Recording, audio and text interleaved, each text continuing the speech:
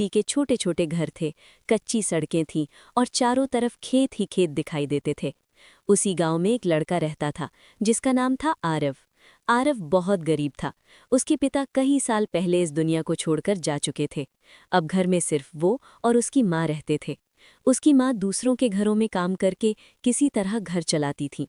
कई बार तो ऐसा भी होता था कि रात को दोनों बिना खाना खाए ही सो जाते थे।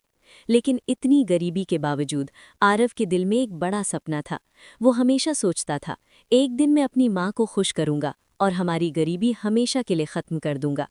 एक दिन आरव जंगल की तरफ लकड़ियाँ इकट्ठी करने गया हुआ था।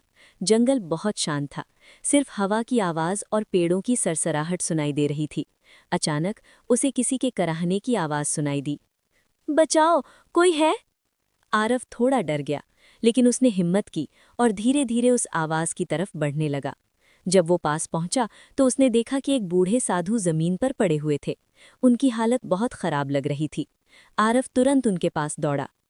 बाबा, आपको क्या हुआ? साधु ने बहुत धीमी आवाज में कहा। बेटा, मुझे बहुत प्यास लगी है। आरव के पास सिर्फ एक छोटा सा पानी का लोटा था। वो पानी वो अपनी माँ के लिए लेकर जा रहा था। एक पल के लिए आरव सोच में पड़ गया। अगर वो पानी दे देगा तो उसकी माँ के लिए कुछ नहीं बचेगा। लेकिन अगले ही पल उसने बिना कुछ सोचे पूरा पानी साधु को पिला दिया। साधु ने पानी पिया और उनकी आंखों में चमक आ गई।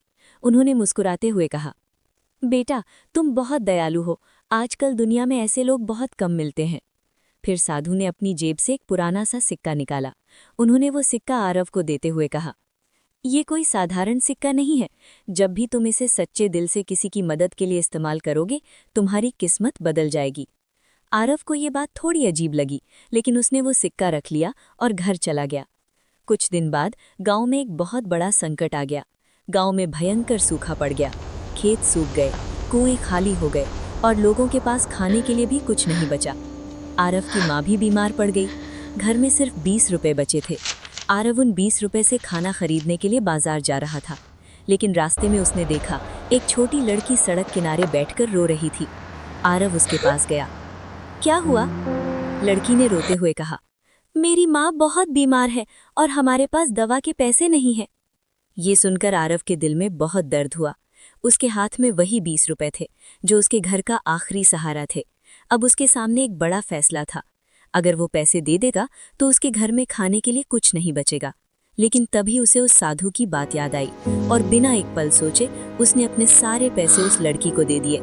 लड़की बहुत खुश हो गई। वो बार बार आरव को धन्यवाद देने लगी। आरव मुस्कुराया और धीरे धीरे अपने घर की तरफ चल पड़ा। लेकिन तभी अचानक आसमान में काले बादल छा गए। तेज हवा चलने लगी और कुछ ही देर में तेज बारिश शुरू हो गई। गांव के लोग खुशी से झूम उठे। सूखे खेतों में पानी भर गया। कुएं फिर से भरने लगे।